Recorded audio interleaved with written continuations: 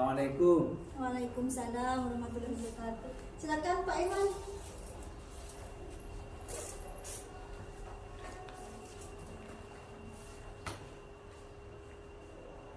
Baik, seperti yang kemarin sudah kita rencanakan Pak ya, hari ini kita akan melakukan pra-observasi.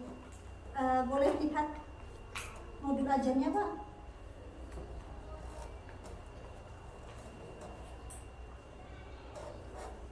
Baik, langsung saja mungkin Pak ya. Ada beberapa yang akan saya tanyakan terkait pra-observasi itu besok Pak ya. Pertama, tujuan pembelajaran yang akan Bapak lakukan besok hari itu apa saja Pak ya? Terkait dengan TP, saya mengangkat sebuah materi lanjutan yaitu keberagaman agama. Saatnya istirahat. Dan ini sudah saya siapkan kepada anak-anak kelas 7 bahwasanya keberagaman agama di Indonesia itu bukan hanya cuma satu, tapi itu sudah diatur oleh pasal 29 ayat 1 terkait dengan keberagaman agama yang ada di Indonesia, sehingga mereka itu paham ada beberapa agama yang diakui oleh Indonesia, dan yang terakhir agama apa yang masuk dan disahkan oleh Indonesia. Dan terakhir itu kebetulan ternyata yang kemarin adalah agama Konghucu yang sudah resmi dan diakui oleh Undang-Undang Republik Indonesia. Nah, tentu semua ini nanti yang akan lakukan kepada anak-anak. Yang pertama adalah saya melakukan beberapa pertanyaan pematik. Yang pertama adalah ada berapa agama yang diakui oleh negara kita. Itu yang pertama. Yang kedua, pertanyaan pematik selanjutnya yaitu sebutkan hari-hari besar agama yang ada di Indonesia. Dan yang ketiga, apa nama-nama kitab suci dari agama yang telah diakui oleh Indonesia. Itu nanti yang akan bahas bersama teman-teman. Tujuan pembelajaran itu besok itu siswa bisa mengetahui bermacam agama yang ada di Indonesia gitu Pak ya. Lalu area pengembangan yang hendak dicapai Pak Iwan untuk besok itu gimana? Terkait dengan pengembangan yang akan saya capai, minimal mereka paham tentang hari-hari besar agama. Karena setelah saya melakukan interview secara pribadi kepada salah satu siswa, ternyata mereka itu banyak yang tidak tahu kalau hari besar Kristen itu hari apa, kalau tempat Hindu itu hari besarnya hari apa. Ternyata mereka banyak yang tidak tahu dan tidak paham. Ternyata ini yang perlu saya tekankan kepada siswa, bahwasanya agama itu yang diakui bukan satu-satunya yang dipahami oleh anak-anak. Ternyata hanya Islam saja. Ternyata yang lima itu mereka juga tidak paham, dan justru mereka baru tahu kalau diakui dan disahkan melalui undang-undang oleh negara kita. Jadi dengan pengembangan yang sudah dicapai Pak Iwan itu supaya siswa itu lebih paham Pak. Paham itu tentang keberagaman agama yang ada di Indonesia. Karena selama ini memang mereka tidak berkontak langsung dengan tetangga atau masyarakat pada umumnya, karena mayoritas tetangga mereka di masyarakat itu tidak ada yang namanya beragama yang mayoritas di lingkungan sekitar anak-anak itu ternyata sama-sama wajar ketika mereka itu tidak paham atau tidak tahu hari besar adalah selain Islam. Makanya perlu ditekankan bagaimana. Selain itu saya juga menanyakan terkait nama-nama kita. Nama-nama kita juga mereka tidak tahu. Yang mereka tahu cuma Al-Quran, begitu juga tempat ibadahnya yang mereka paham cuma pasti. Sedangkan Konghucu di mana Pak tempatnya? Kemarin yang saya tahu itu di Talang sini. Untuk Konghucu saya akan ke sana. Ternyata betul satu-satunya di Makassar tempat ibadah Konghucu yang ada di sana. Luar biasa banget. Terus strategi yang disiapkan oleh Pak Irwan itu apa saja? Untuk mulai pembelajaran saya mengambil PJDR berbasis proyek nanti harus dipresentasikan ke tiap kelompok. Nanti tiap kelompok akan membahas keberagaman agama tentu dengan yang sudah saya tentukan. Karena tidak sama masing-masing kelompok. Yang kelompok pertama harus membahas tentang agama Islam dengan mudah. Tolong dicatat nanti biar yang pertama, kelompok pertama kan ada 3 kelompok. Yang pertama harus membahas tentang agama Islam dan agama Buddha. Apa nama kitab sucinya, hari besarnya hari apa saja, terus kapan masuk ke Indonesia hari Buddha, apa agama Buddha dan agama Islam itu, dan kapan juga diakui kedua agama ini. Yang kelompok pertama. Yang kelompok kedua membahas tentang Kristen Protestan. Pada tanggal dan tahun berapakah kedua agama ini masuk? Melalui apakah? Apakah melalui beragama antar negara atau melalui kesenian yang mereka bawa? Ini yang kelompok kedua. Dan yang kelompok kedua, Hindu dan Buddha. Nah, Hindu Buddha ini juga mereka punya tugas sama, tapi untuk penjelasannya beda karena sudah dibagi sama saya masing-masing kelompok, pastinya jawabannya tidak sama itu. Jadi Buddha ini mereka juga memiliki sebuah salah satu referensi internet dan itu. Jadi memang saya berikan kebebasan kepada anak-anak untuk mencari referensi sejauh mana mereka itu paham terkait dengan agama Hindu dan Buddha yang masuk di Indonesia. Ini juga ternyata mereka juga punya pandangan. Insya Allah mudah-mudahan saya referensi mereka itu juga menarik dalam bahasa Indonesia.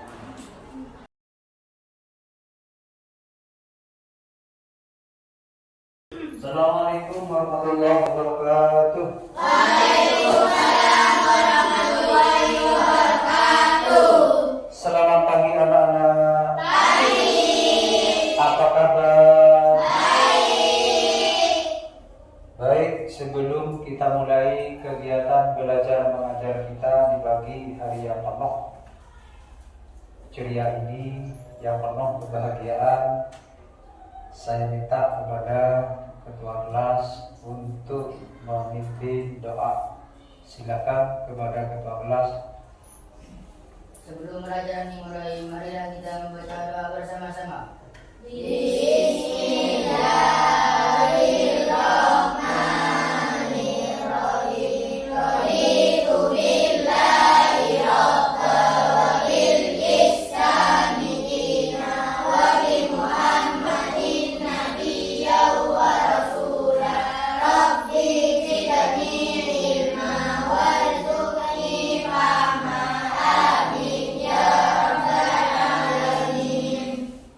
Terima kasih. Mudah-mudahan dengan diawali doa tadi Allah memberikan ridhonya kepada kita sehingga menjadi anak yang betul-betul yang sukses dunia dan akhirat. Baik, sebelum kita masuk kepada materi selanjutnya, terlebih dahulu Bapak ingin menyanyikan lagu-lagu nasional. Silakan berdiri semuanya.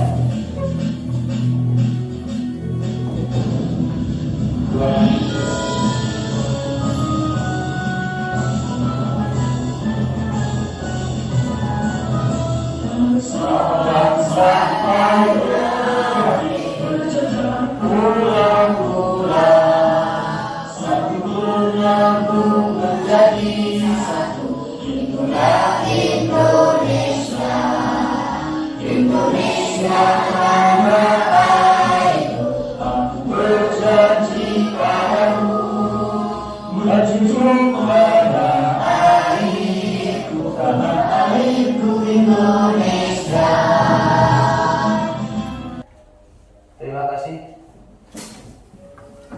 Selanjutnya Bapak akan masuk kepada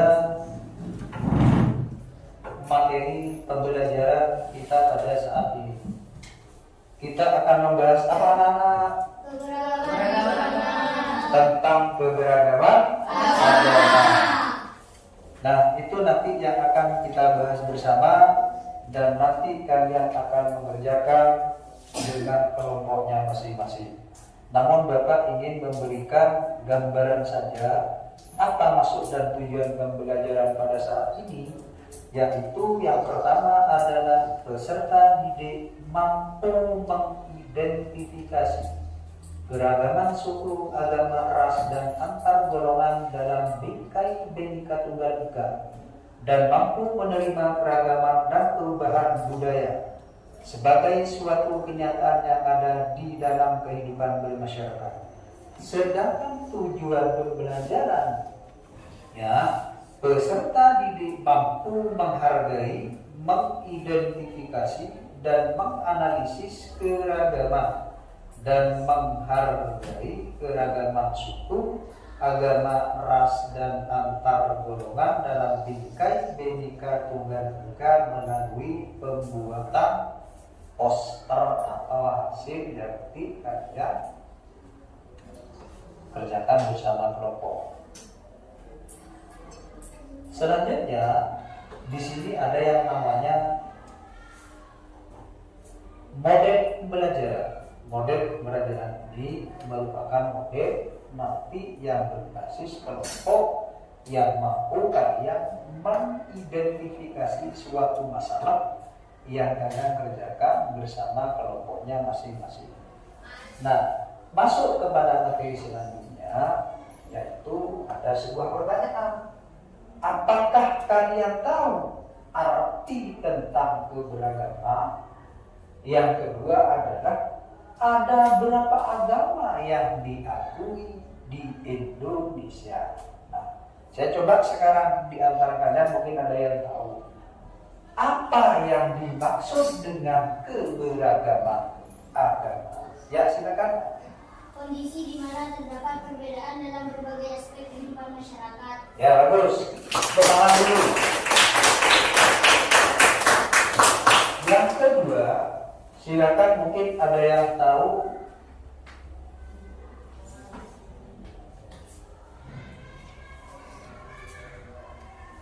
ada berapa agama yang diakui di Indonesia? Silakan yang lain mungkin ada. Ya, coba. Ada. Nah, coba yang nomor 1 kamu sebutkan. Islam. Yang nomor 2 Kristen. Yang nomor 3 Katolik. Yang nomor 4 Buddha. Yang nomor 5 Hindu. Bagus, tepuk tangan dulu. Ya, luar biasa.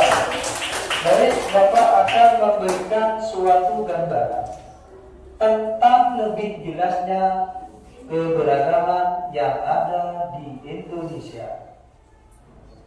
Marilah kita ikuti video ini tentang keberagaman agama yang ada di Indonesia.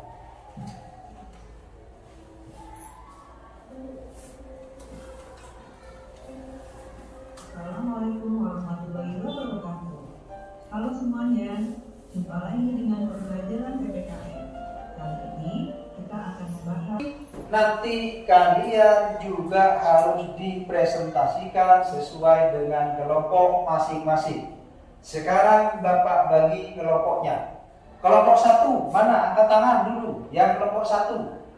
Yang kelompok 1, Bapak kasih tugas tentang keberagaman agama Konghucu dan Islam. Kalian cari analisis dan referensinya. Kerjakan sesuai dengan kelompoknya masing-masing. Yang kelompok 2 yaitu tentang agama Hindu dan Kristen Katolik. Mana kelompok 2? Kelompok 2 nanti menganalisis tentang agama Hindu dan Kristen Katolik. Sesuai dengan kelompok masing-masing, kalian mencari referensi jawaban yang telah Bapak tentukan bersama dengan kelompokmu. Dan yang kelompok ketiga, mana yang kelompok ketiga? Coba acungkan tangan. Nah, kelompok yang ketiga, Bapak beri tugas tentang agama Buddha dan agama Protestan. Kalian mencari referensi, kalian mencari jawabannya di berbagai sumber informasi atau referensi. Carilah kalian jawabannya bersama dengan kelompok masing-masing yang telah Bapak tentukan bersama. Jadi kalian kerja bersama dengan kelompok masing-masing tanpa harus kerjasama dengan kelompok yang lain. Karena sudah Bapak bagi sesuai dengan kelompok masing-masing. Karena kelompok masing-masing di antara kalian itu tidak sama tugasnya. Silakan kalian semuanya bergabung sesuai dengan kelompoknya masing-masing.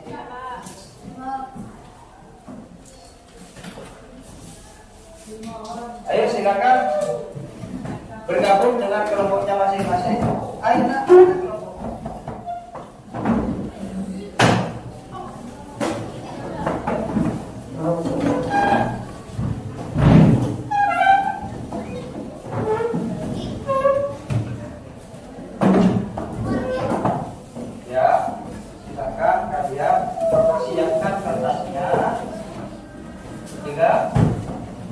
Siapkan kertasnya, kertas kartonnya kalian tulis di sini, ya. Setelah kalian menulis, kalian nanti bisa ditempel. Silakan tulis dulu, cari referensinya, baru nanti ditempel, ya. Silakan ditulis dulu sesuai dengan kelompok masing-masing, baru nanti kalian akan membuat kesimpulan di bawah. Silakan ditulis di balik kertas ini, ya, ditulis di balik kertas ini. Ya, silakan ditulis di balik kertas. Ya, di balik kertas kalian tulis. Kertas karton itu nanti kalian di balik kertas karton nanti kalian tempel. Kalian nanti presentasi sesuai dengan kelompok masing-masing. Silakan di antara kalian dari kelompok masing-masing mungkin ada pertanyaan atau mungkin masih belum mengerti yang Bapak saya sampaikan. Jangan dulu kembali ke tempat semula, jangan dulu. Tetap sesuai dengan kelompok masing-masing.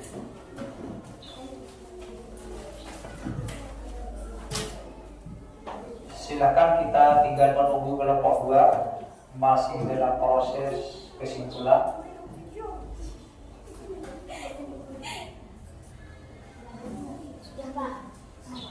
Sudahlah. Silakan kalian tempel hasil kelompok kalian masing-masing sesuai yang sudah Bapak tulis di papan.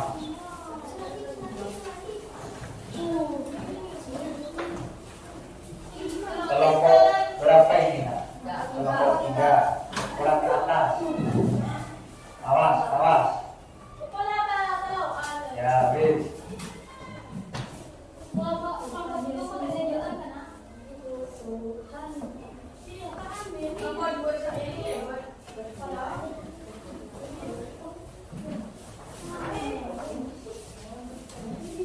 Pakai isolasi sana dulu nak, betulin.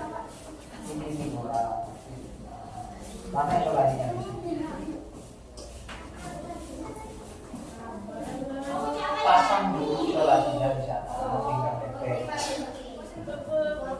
Pasang dulu di sana nak, isolasinya. Pasang dulu isolasinya di sana.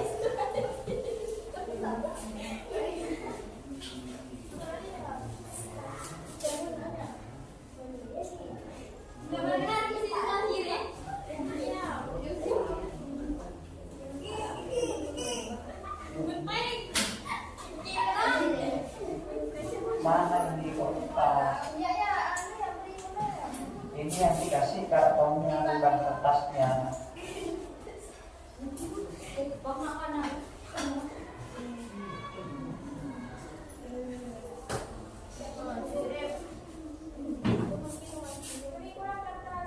Ini ke atas.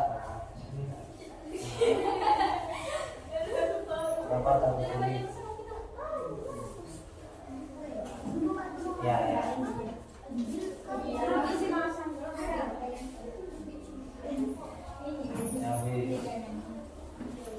Ya,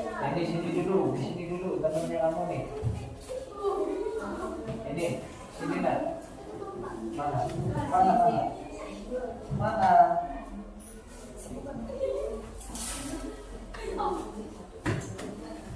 Ya boleh lah.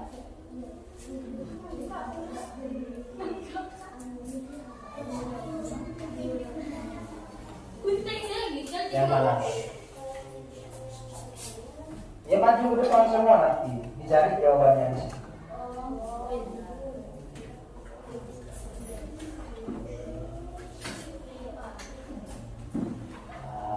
Ada lagi di sini juga. Ini nak dikasih ini dikasih.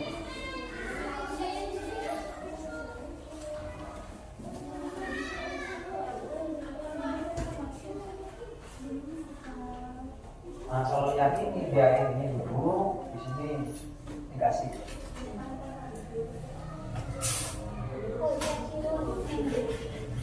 Silakan persiapan untuk masing-masing kelompok untuk mempresentasikan hasil kelompok kalian sesuai dengan tugas yang sudah Bapak bagi. Mana?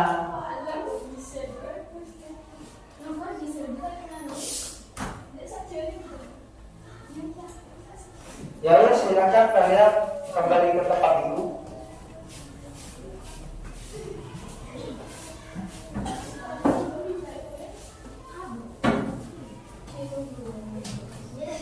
Ini kegiatan ini sudah memasuki kegiatan akhir. Yang pertama, peserta didik dan guru melakukan refleksi pembelajaran secara bersama-sama. Yang kedua, peserta didik bersama guru menyimpulkan proses pembelajaran yang telah dilaksanakan. Dan yang ketiga, guru menginformasikan materi pembelajaran yang akan dibahas pada pertemuan berikutnya. Dan yang terakhir, guru beserta peserta didik mengucapkan salam dan syukur berdoa untuk menutup pembelajaran pada hari ini. Baik, Bapak akan membahas tentang hasil karya kalian dari masing-masing kelompok ini sebelum nanti Bapak buka pertanyaan-pertanyaan untuk kalian semua.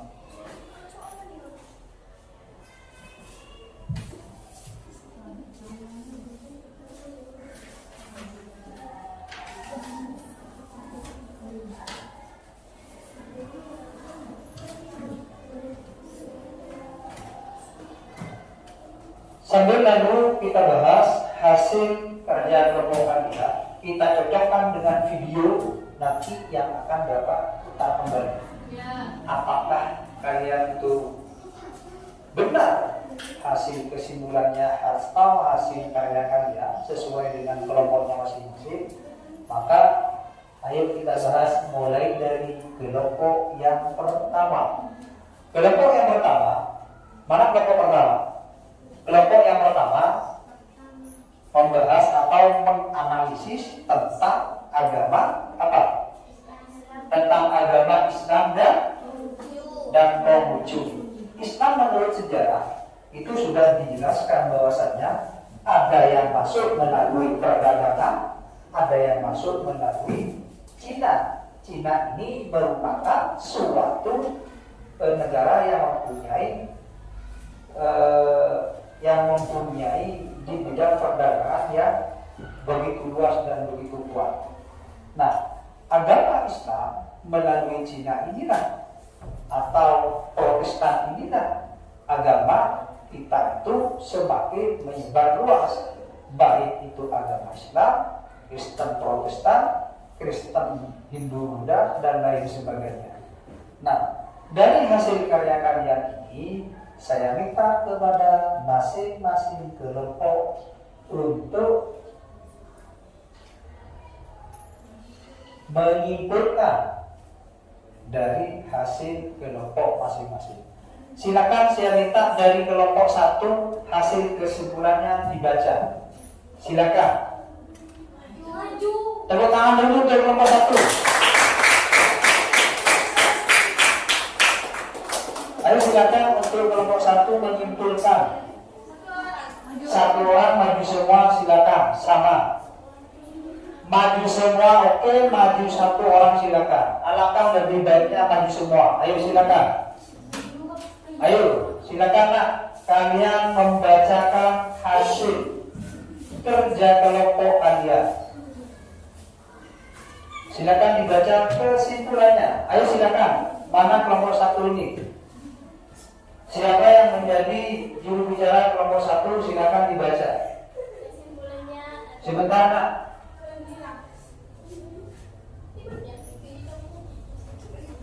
Ayo kalian baca sambil menghadap ke sana. Ayo. Kesimpulan dari kelompok satu tentang agama Islam dan Konghucu. Silakan dibaca. Gantian nanti kalau sudah selesai satu orang, tidak usah yang lain. Silakan dibaca yang keras nak. Kesimpulannya adalah Tolong yang lain perhatikan. di Indonesia dilakukan oleh orang-orang Tionghoa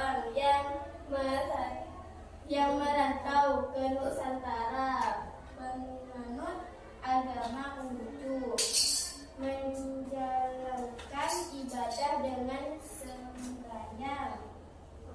Islam diduga masuk wilayah Yang keras, agak keras nak suaranya.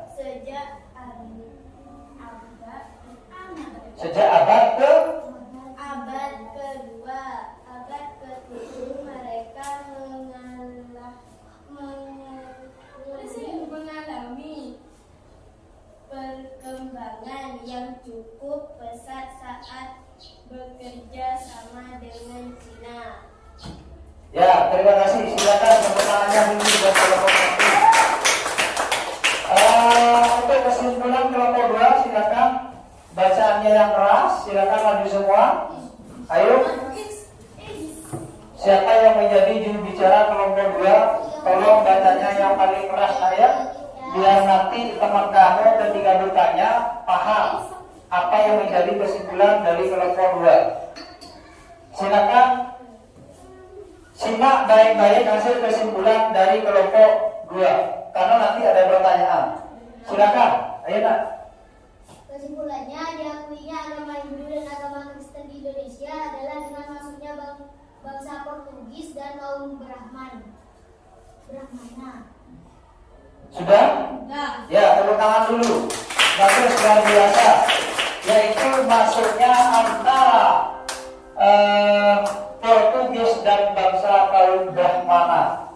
Kaum Brahmana di tingkat agama muda ada kaum Brahmana, ada kasta tertinggi dan ada kasta terendah. Itu. Selanjutnya untuk kelompok 3, silakan menyimpulkan hasil kerja kalian sesuai dengan kelompoknya. Silakan dibaca yang keras. Kesimpulannya adalah agama Buddha adalah agama tertua yang menjadi agama resmi di Indonesia. Presiden Soeharto menganggap agama Buddha sebagai agama resmi di Nusantara. Agama Buddha Ya keras nak.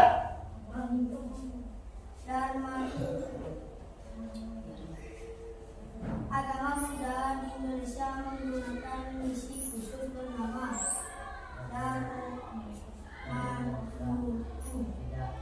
Sejak itu agama Buddha terus berkembang, pertama kali berkembang di India. Diduga agama Buddha pertama kali dibawa oleh seorang pengarana asal Cina yaitu Faye. Siapa nak? Yang terakhir dibawa oleh siapa agama? Faye. Faye, ya. Baik, tepuk tangan lagi. Terima kasih. Silakan kalian kembali ke tempatnya dulu, nanti Bapak akan membuka sesi tanya jawab kepada kelompok masing-masing. Silakan kembali dulu sesuai dengan kelompoknya masing-masing.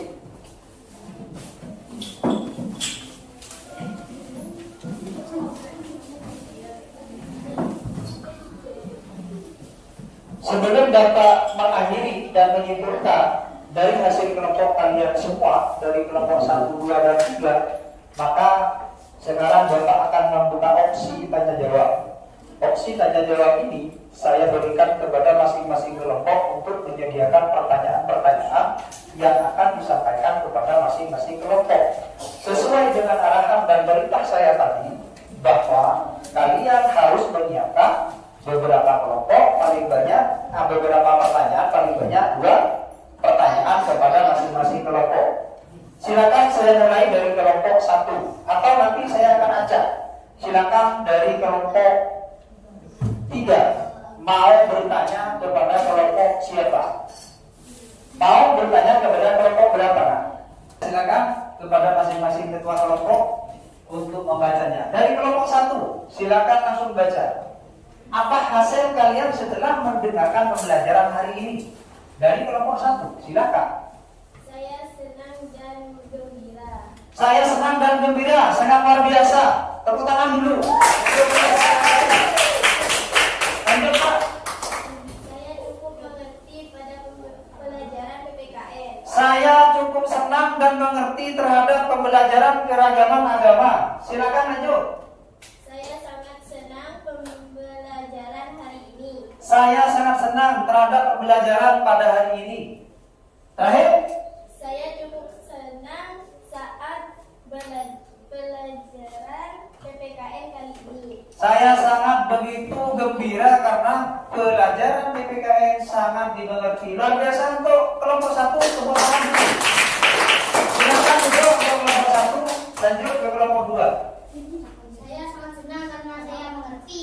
Alhamdulillah, tepuk tangan. Luar biasa sekali. Ya lanjut Pak. Sangat senang sekali. Ya lanjut terus. Sangat senang sekali karena saya bisa tahu keberagaman agama. Sangat senang karena baru kali ini saya tahu keberagaman tentang agama yang ada di Indonesia. Lanjut. Sangat senang karena saya mengerti keberagaman agama. Sangat begitu senang karena baru kali ini dia mengerti terhadap keberagaman agama. Tepuk tangan lagi untuk kelompok 2.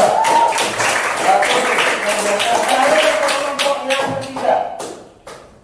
Senang dan paham sekali. Senang dan paham sekali terhadap pembelajaran hari ini. Lanjut. Saya paham dan senang. Saya paham dan senang. Lanjut.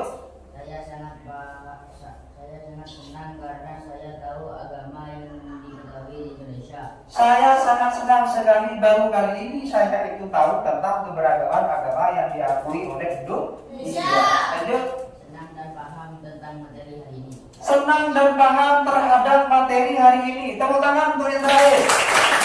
Baik. Bapak akan menyimpulkan sebelum kalian kembali ke kelompok masing-masing atau kembali ke duduk semula. Bapak ingin menyimpulkan bahwasannya keberagaman Indonesia yang ada pada saat ini yaitu telah dilindungi dan dijamin oleh negara. Oleh negara itu maksudnya apa Pak? Di Pancasila ayat pertama, ayat kedua ini, Undang-Undang Dasar Negara Republik Indonesia tahun 1945 pasal 29 ayat ke-1 bahwasanya negara berdasar atas ketuhanan yang Maha Esa. Artinya apa? Kalau kalian mau milih Konghucu, Hindu, Buddha, Kristen, Protestan dan lain sebagainya, tidak ada paksaan karena sudah dijamin oleh pasal 29. Yang kedua, Undang-Undang pasal 29 ayat kedua, negara menjamin kemerdekaan tiap-tiap penduduk untuk memeluk agamanya masing-masing dan beribadah menurut agamanya dan kepercayaannya. Sudah jelas. Tidak ada yang melarang. Kalian mau agama apa? Kalian mau sholat di mana saja? Tidak ada yang melarang. Karena sudah dilindungi oleh pasal 29 ayat 1 dan 2. Nah, selanjutnya sebelum Bapak akhiri dan doa pada pembelajaran hari ini, silakan kalian kembali ke tempat masing-masing.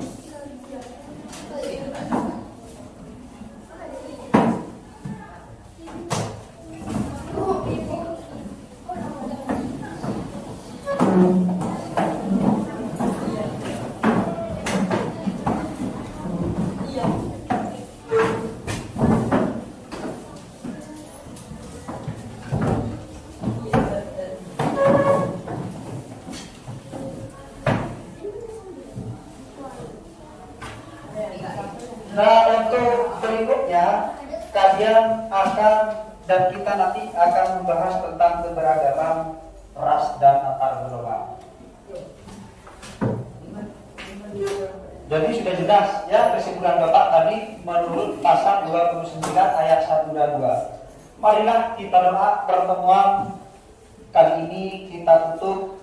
Mudah-mudahan pembelajaran pada hari ini mendapatkan ridho dari Allah Subhanahu wa taala. Amin. Serta kalian yang menjalani aktivitas dan kewajiban sebagai siswa juga diberi kemudahan, kelancaran serta apa yang kalian cita-citakan semoga dikabulkan oleh Allah Subhanahu wa taala sebagai generasi muda bangsa menuju Indonesia Emas 2024. 5. Silakan saya minta kepada ketua kelas untuk memimpin doa. Silakan. Belum belajar dan diri, marilah kita membaca doa bersama-sama. Bismillahirrahmanirrahim. Subhanallahumma wa bihamdika asyhadu an la ilaha illa anta astaghfiruka wa atubu ilaik. Bapak akhiri kurang dan lebihnya Bapak mohon maaf. Kita akan berjumpa minggu depan. Wassalamualaikum warahmatullahi wabarakatuh. Waalaikumsalam warahmatullahi wabarakatuh.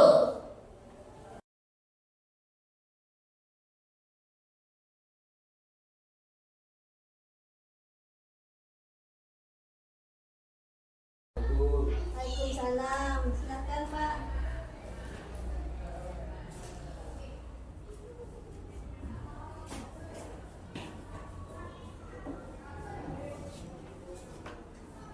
Baik Pak Irman, terima kasih. Kemarin saya sudah melihat observasi kelas Bapak di pelajaran PKN, sangat luar biasa menurut saya. Bagaimana perasaan Bapak terkait dengan jalannya observasi kelas yang telah berlangsung kemarin? Yang pertama, saya melihat ini karena ini baru pertama kali saya melakukan observasi. Karena sebelum-sebelumnya yang saya tak satu pun guru yang bisa mengobservasi. Jadi kelemahan dan kelebihan saya pastinya ketika ada observasi secara realita di lapangan pasti ada kelemahan. Baru di situ saya bisa mengevaluasi tindakan dari observasi itu baik jangka pendek maupun jangka panjang. Sehingga saya bisa memilih dan memilah dari mana letak kesalahan. Di situ bisa saya pelajari lebih mendalam dan lebih berkembang. Area pengembangan yang ingin Bapak kembangkan dari pembelajaran kemarin itu apa Pak? Kemudian langkah ke depannya itu bagaimana? Yang pertama terkait dengan langkah itu berdasarkan 3 fokus pengembangan kompetensi. Yang pertama yang sudah saya laksanakan adalah sesuai dengan kemampuan dengan beberapa hal yang masih perlu dilakukan dalam proses pembelajaran. KBM ini belum tentu kadang walaupun kita menyeting atau memplanning seperti itu, kadang realitanya tidak sesuai. Ada kendala-kendala di luar teknis yang harus kita yang harus kita handle sedemikian rupa sehingga pembelajaran yang akan kita sampaikan secara kepada siswa atau peserta. Maka kita harus meminimalisir kejadian-kejadian yang alhamdulillah itu berakibat terhadap kegiatan yang terjadi.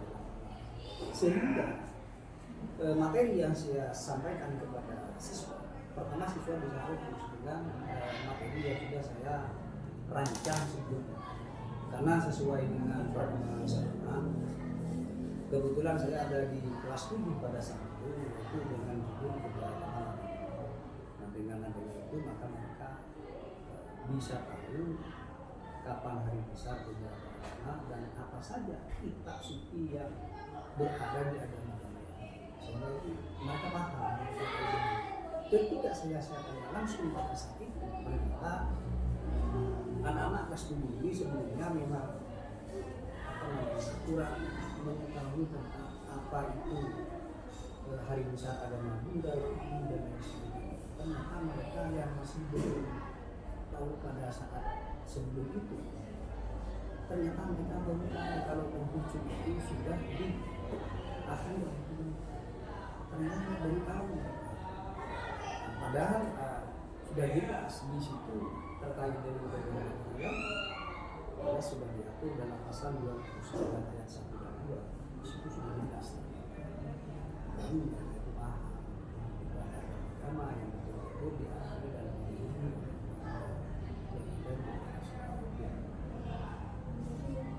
supaya siswa bisa mengetahui Pak ya. Iya. Kitab suci dengan hari besar agamanya. Kemudian menurut Bapak, ada pengembangan tersebut yang Bapak tuju itu tingkat keberhasilannya bagaimana Pak? Kalau kita berbicara masalah tingkat keberhasilan, indikatornya tidak bisa diukur pada saat. Yang pasti indikator pengembangan peserta didik bisa dilihat setelah pasca observasi 1 atau 1 minggu. 1 minggu atau 1 minggu. Mengapa saya menyampaikan ini? Karena realitanya di lapangan mereka setelah betul-betul paham mengetahui tentang keberagaman agama, ternyata mereka itu bisa tahu, oh kalau ini hari besar Kristen, kalau hari ini hari besar Islam. Yang sebelumnya mereka buta tentang hari-hari besar agama yang ada di Indonesia. Jangankan yang 4 atau yang 5 agama di luar Islam saja mereka kurang paham. Saatnya jam 5. Mereka memang sejak SD mereka hanya It's one of the great lesson.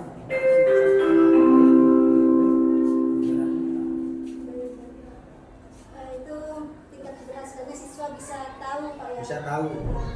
Kemudian selama observasi kemarin, selama pembelajaran kemarin Pak, kendala apa yang Bapak temui, kekurangan-kekurangan dari pembelajaran kemarin menurut Bapak di bagian mana Pak? Kalau kita berbicara tentang pasti sifat manusia itu punya kekurangan.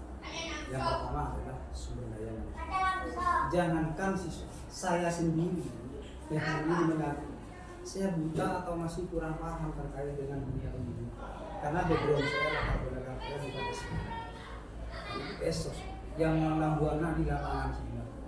Jadi kalau kita berbicara keberhasilan tadi, maaf saya tarik ke belakang dia tentang background.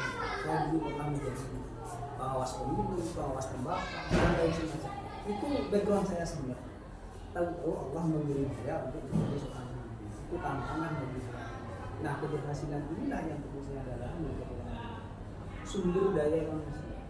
Jadi sumber daya manusia bukan hanya sekedar mereka suruh belajar begitu saja, tapi butuh bimbingan, didikan dari guru bahkan orang tua, bahkan di luar belajar.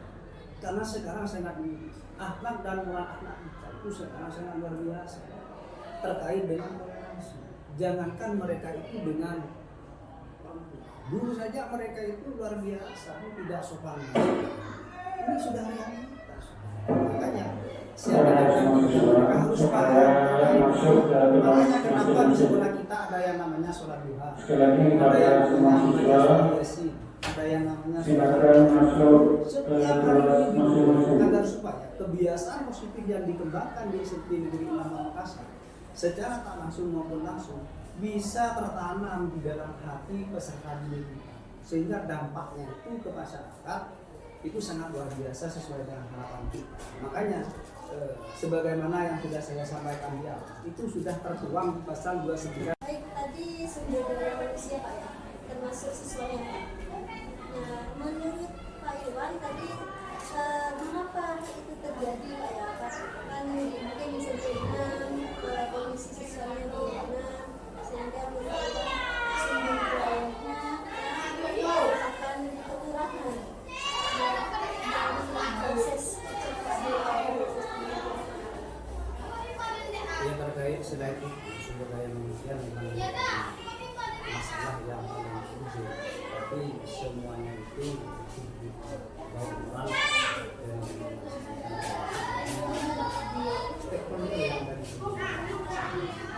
karena mustahil suatu kegiatan belajar tanpa ada murid lingkungan dan stakeholder disiplin dari sendiri. KBN mustahil untuk berjalan sesuatu, pasti ada tindakan yang teknis Maka dari itu perlu ada komunikasi yang intens kepada sekolah, dengan segala sehingga kegiatan proses belajar mengajar lingkungan sekitar itu betul-betul terdapat sesuai dengan harapan kita. Dampaknya sudah pasti akhlak yang akan kita cipta, karakter yang akan kita terhadap peserta didik. Insya Allah kalau pasti saya yakin dengan saya pasti mereka akan bisa merubah yang namanya moral atau dengan catatan harus itu bersungguh stakeholder yang ada di sekolah itu sendiri. Dari Pak Irwan sendiri kira-kira Pak, perubahan apa yang akan Pak Irwan lakukan untuk bisa sehingga siswa lebih mudah memahami, sehingga siswa lebih menyenangi pembelajaran, menikmati pembelajaran, bagaimana? Yang pertama yang paling mendasar itu pasti saya mereview materi yang sudah saya sampaikan sebelumnya. Kalau sekarang saya menyampaikan tentang keberagaman, maka sebelum saya masuk ke materi yang berikutnya, saya harus mereview atau mengulang atau menanya kembali materi yang sudah saya sampaikan sebelumnya. Itu hanya mendalami atau memperkuat daya pikir, pola pikir mereka sebenarnya. Itu strategi saya. Jadi untuk memahami perkembangan terkait dengan keberagaman, pasti sebelum saya masuk kepada materi berikutnya, pasti akan saya tanya lagi sejauh mana memori menyimpan materi yang sudah saya sampaikan. Begitu. Sedikit banyak pasti akan saya tanya materi-materi yang sudah saya sampaikan. Refleksi Pak ya? Iya. Refleksi hasil pembelajaran dari siswa. Kemudian untuk strategi pembelajarannya Pak, apa Pak Irwan akan memasukkan misalnya seperti permainan atau bagaimana gitu Pak? Sedikit banyak terkait dengan strategi atau model pembelajaran yang saya terapkan kemarin itu kebetulan berbasis metode ada diskusi, presentasi dan lain sebagainya, tanya jawab.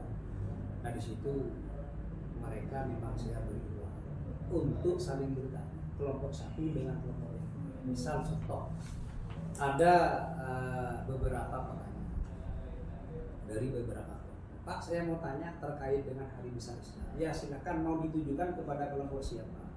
Saya mau tanya Pak ke kelompok satu.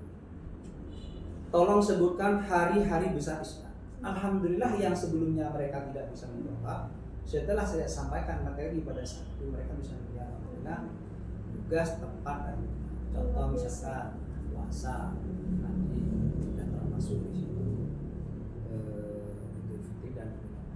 Yang sebelumnya mereka hanya tahu Idul Fitri dan Idul Adha. Terkait bulan puasa hari besar Islam, mereka itu ternyata kurang paham terkait hari besar itu.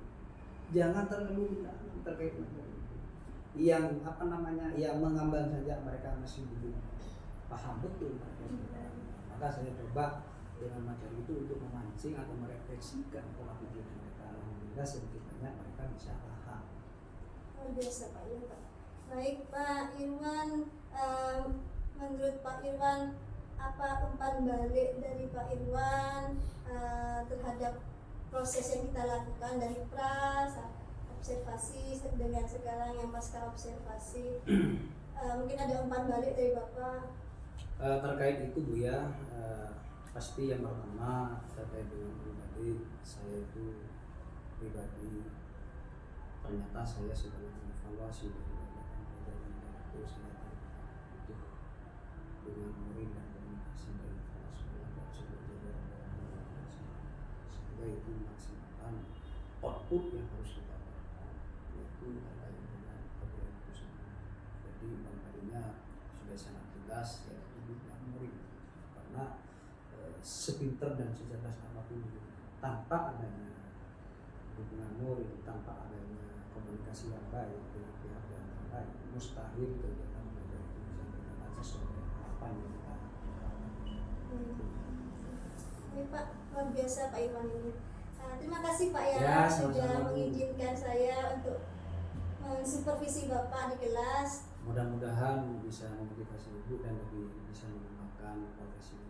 Amin, amin, amin. Terima kasih Pak Irwan. Ya mohon maaf ya, Terima kasih. masih ada tugas lain. Iya. Terima kasih banyak Pak. Ya sama-sama. Terima kasih jika ada kekurangan, kesalahan dan lain sebagainya. Sudah luar biasa.